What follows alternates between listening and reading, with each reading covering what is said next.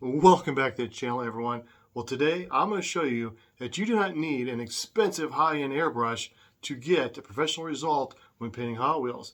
Today I'm going to show you how I use an inexpensive airbrush that you can pick up off Amazon and go from this to this very easily. So if you want to see how I did that, follow me down my workbench and let's get started. And here is the entry-level beginner, if you will, airbrush set that I will be using for this paint job. This is the Ovaga airbrush that I actually reviewed in a video not that long ago. I want to prove to you that it's not about the airbrush. This right here is my $200 Iwata, however you want to say it, Eclipse HPCS. An amazing airbrush. I've had this airbrush for many years. But I'm going to get the same result using this under $100 airbrush kit as I will get from this. And the secret is very simple: good paints. You know, if you follow my channel, or if you were looking around for how to paint HO or slot cars or 1/64 scale cars, you came across a video I produced not that long ago, and that was painting this slot car right here. And I was using my high-end airbrush, my good air compressor, and I was trying to paint this slot car using the super cheap craft acrylic paints. And from afar, it doesn't look too bad. But if you get real close, you can see all the orange peel that I simply couldn't get rid of. And that is the best paint job that I could get simply because of these paints. So we're going to do the exact opposite. We're going to use an inexpensive airbrush, but we're going to use real good airbrush paints, and we're going to paint this Hot Wheel. This is a GT40, and of course we're going to do another golf livery because that is the best racing livery in the world, in my humble opinion. The first layer of paint that we are going to be putting down is a base coat. This is sealer. It's a white sealer by Creatix. This is their auto-borne sealer. This is a water-based sealer, and this is going to give us a good grip for our paint to adhere to. So always start with a good primer sealer, and auto-borne is one of the best. This auto-borne is decently thin, but we do need to thin it down just a little bit more to run through our airbrush. And I'm using 4011 reducer. You can use 4012 reducer. This just happens to be what I have left of this. All right. Well, this is thinned down. Oh, I bet you it's about perfect. Let's see if we get a good drip going here. Oh yeah, that's perfect.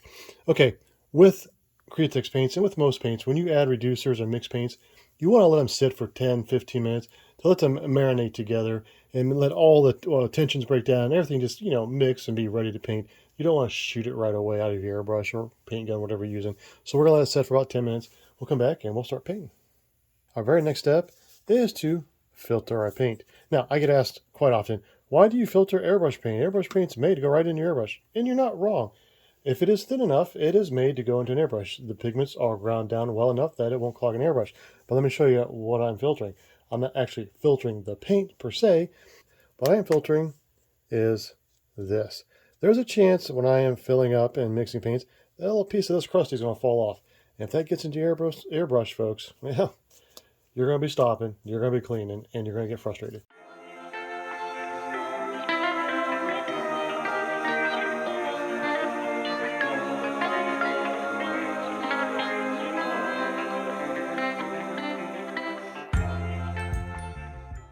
Here is our white base coat. Again, we used Sealer White, auto-borne sealer by Creatix airbrush paints. And that is a nice, smooth paint job. Next step, we need to mix up some blue with some white, and perhaps even a drop or two of green to get our baby blue.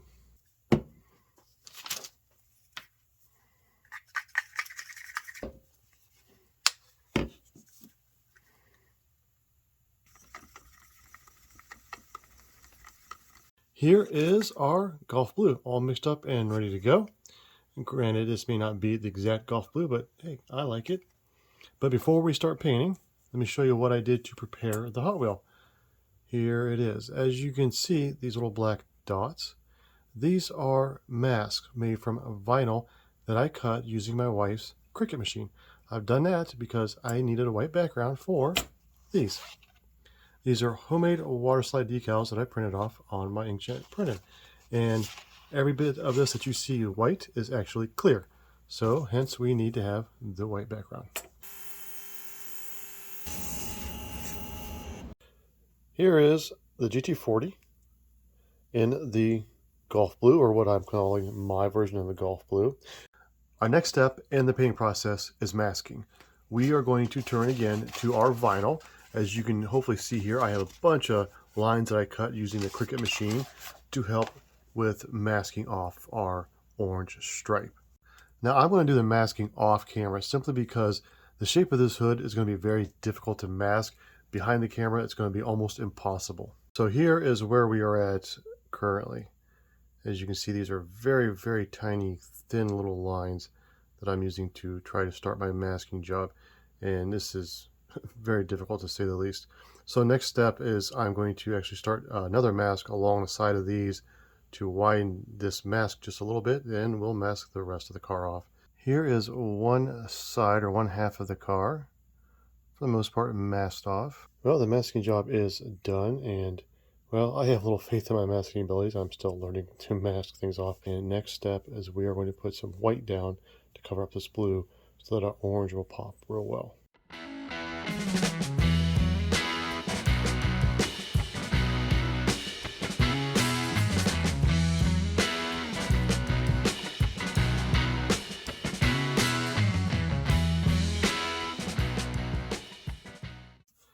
Well, we have our orange coat finished, and all that is a wicked orange with a few drops of wicked red just to get us a little bit of a darker orange color.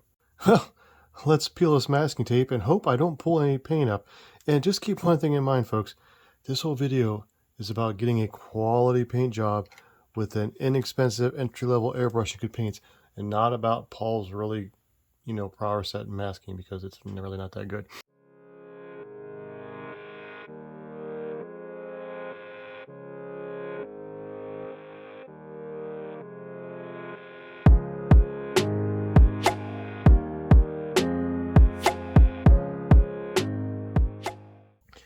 Looks like we have a little bit of glue residue from the tape right there. That's not a good thing.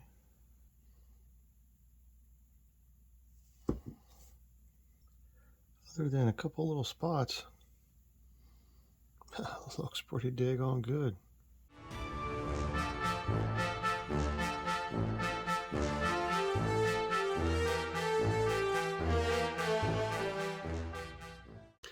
Clear coat is dry. And I tried to put on some of the really thin black stripes. Now, I did not do this on camera simply because this was extremely difficult, and it took me quite a long time to get this taped off to paint. And I actually ended up painting it with a very thin paintbrush and kind of dry brushed it on. I still got some bleed through under the tape. I'm going to leave it. Trying to fix it's going to make it worse. But in the future, if you want to see something like this being taped off, let me know. We'll do a simpler job.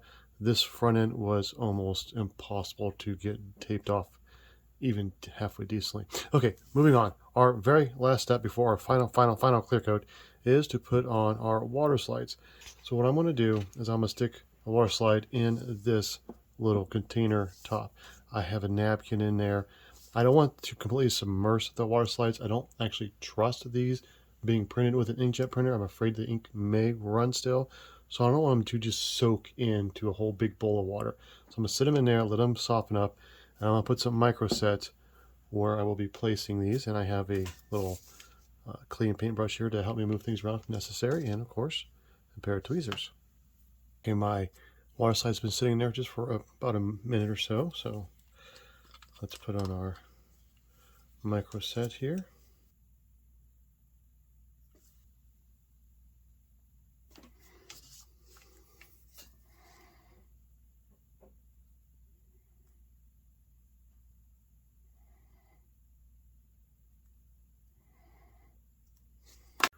The number boards are on. And I am quite surprised at how well these homemade printed decals actually are working. I have one more to put on. I figured we put it on together, and that is the golf livery. Now I understand that normally it's a big number board on the hood, but I wanted golf, so let's get her down on there. There we go. The water slides are on, and they are finally dry.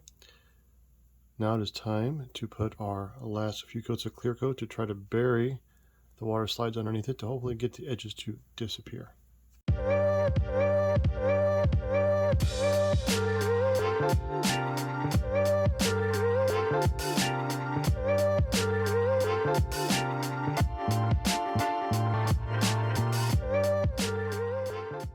All right, everybody, are you ready for the big reveal? Now let's bring this puppy in just like one of my favorite die cast channels used to do. Bluck, bluck, bluck, bluck, bluck, bluck, bluck, bluck, bluck, bluck, bluck, bluck. Take a look at that. Look at that paint job. Again, done with an inexpensive, beginner-friendly, beginner entry-level airbrush from Amazon. Now let's bring in the car we started with. Blub, blub, blub, blub, blub, blub, blub. What we began with and what we ended up with. Again, with an inexpensive airbrush. Folks, you can do this. This is my very first Hot Wheel I've ever painted. I painted one other 64th vehicle beforehand, and that was this one right here, which was an HO scale slot car, which is 1/64 scale. But this is my first Hot Wheel. And granted, some of it's not perfect. I do have some bleed through from my paint job. Learning curve for me. But the paint job itself, the quality of this paint job is just phenomenal. Okay, let's take a closer look at it. Let's throw her up on rotisserie.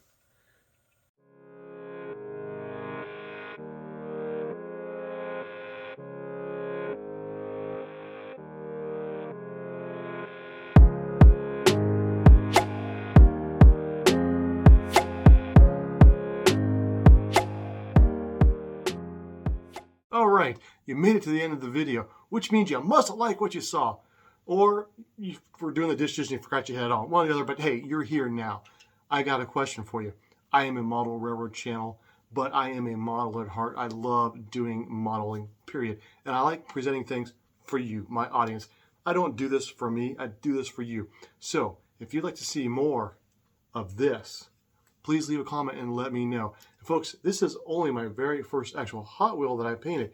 I painted one other 1/64 scale car before this, and that was a slot car, but this is my first Hot Wheel. But if you'd like to see more of this, if you'd like to see more in-depth how-to tutorials about this, let me know. Guys, again, I do this for you. I want to make videos that you want. So let me know in the comments below. And don't forget to hit that like, hit that subscribe, give me a thumbs up, show me some love, folks. With that, thank you so much for spending your time with me. As always, God bless and take care, everyone.